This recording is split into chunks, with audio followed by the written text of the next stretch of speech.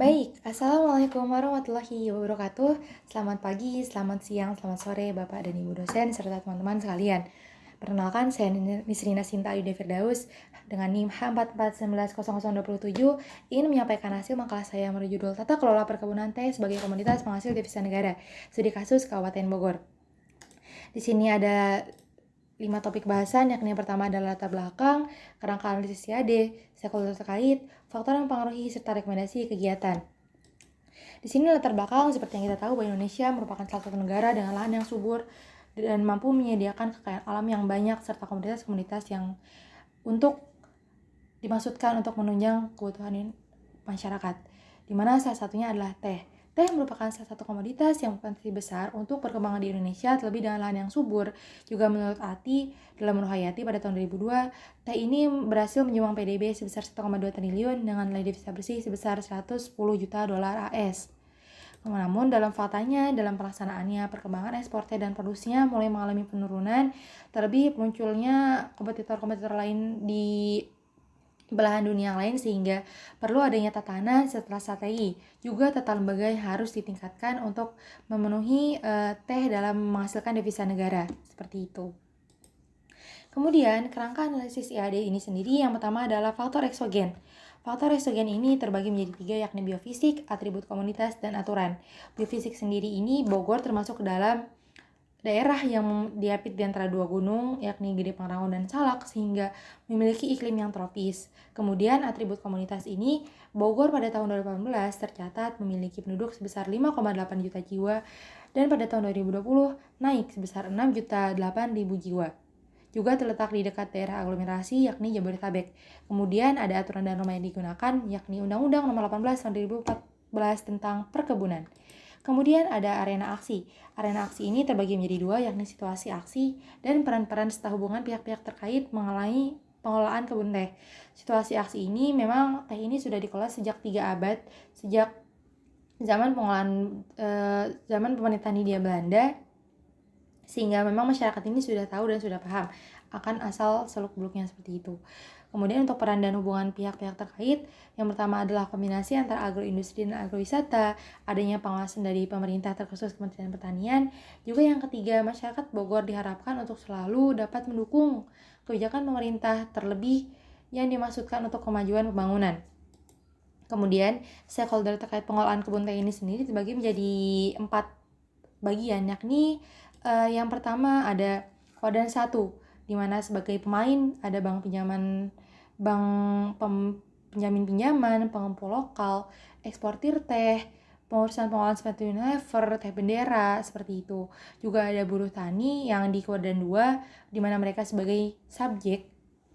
Di sini mereka ada buruh tani, petani, gapok teh, kedai teh lokal, pengolah teh lokal, yang dimana kebanyakan memang masih mengolahnya secara tradisional seperti itu. Kemudian ada Kodan 3, di mana Kodan 3 ini dapat berupa pemerintahan, di mana ada Kementerian Pertanian, Bapeda, juga ada Dinas Perindustrian, Perdagangan dan Koperasi atau Disperindakop. Ada Kodan 4, yakni pemain-pemain berupa pemerintah atau pelaku-pelaku pemerintahan di daerah setempat, bisa berupa camat setempat, lurah setempat, atau bupati setempat juga bisa.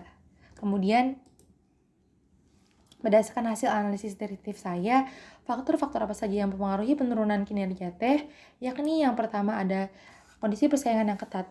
Kondisi persaingan yang ketat ini memang teh itu diharapkan memiliki competitive advantage dan nilai jual yang tinggi atau added value yang tinggi, sehingga sangat dibutuhkan adanya ide-ide untuk produk-produk dari teh.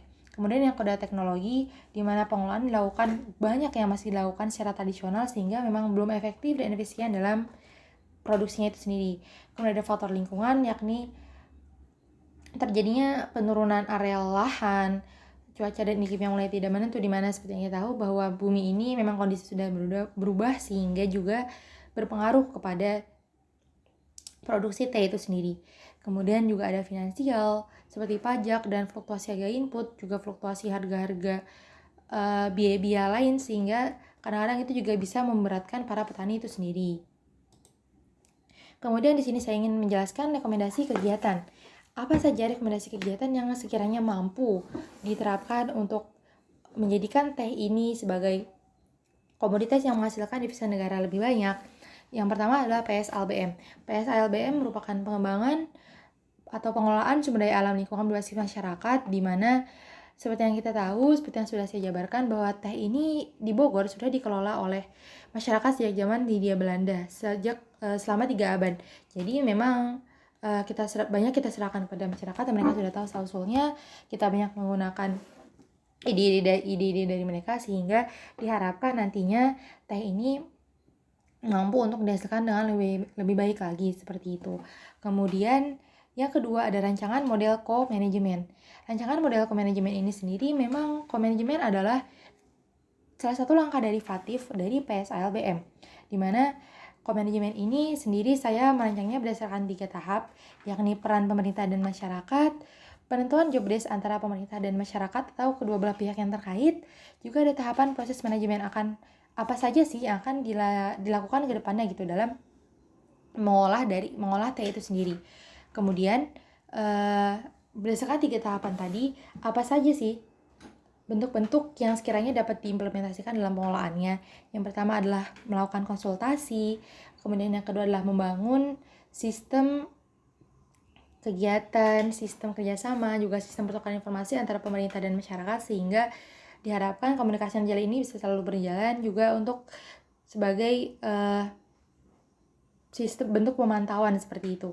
Kemudian yang ketiga juga ada forum evaluasi dan saran, di mana forum evaluasi dan saran ini juga sangat berguna untuk memantau, dan yang dimaksudkan memang untuk menjadikan kinerjanya juga lebih baik lagi, seperti itu.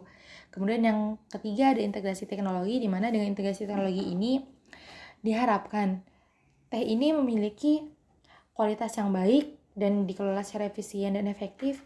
Juga diharapkan pengelola ini mampu untuk menghasilkan diversifikasi produk dari teh itu sendiri, sehingga teh itu sendiri juga lebih banyak variannya dan lebih mampu untuk diterima para konsumen, seperti itu.